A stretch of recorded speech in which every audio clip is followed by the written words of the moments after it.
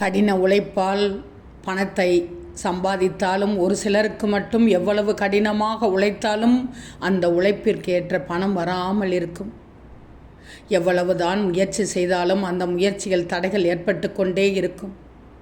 இவை அனைத்தும் நீங்கி வருமானம் அதிகரிப்பதற்கு வளர்பிறை அஷ்டமி திதியன்று இரவு செய்ய வேண்டிய ஒரு பரிகாரம் என்ன தெரியுமா?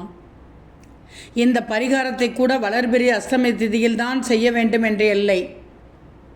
தேய்பிறை அஷ்டமி திதியிலும் செய்யலாம். மாதத்திற்கு ஒரு முறை ஏதாவது ஒரு அஷ்டமியில் இந்த பரிகாரத்தை தொடர்ச்சியாக செய்வதன் மூலம் வருமானத்தில் இருக்கக்கூடிய தடைகள் விலகும்.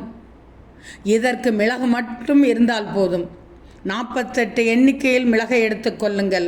ஒரு கருப்பு நிற துணியில் இந்த மிளகை போட்டு அதை கருப்பு நிற நூலால் மூட்டையாக கட்டிக்கொள்ளுங்கள்.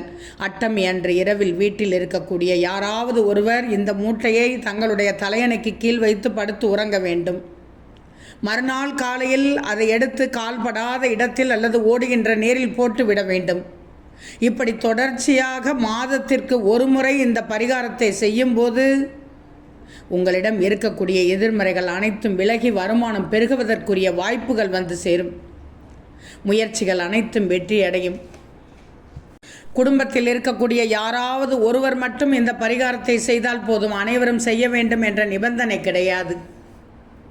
கால பைரவருக்கு உகந்த மிளகை வைத்து அஷ்டமி அன்று இரவு இந்த முறையில் பரிகாரம் செய்ய வருமானம் பெருகும், வீட்டில் செல்வம் பெருகும், பணம் அள்ளி கொட்டும்.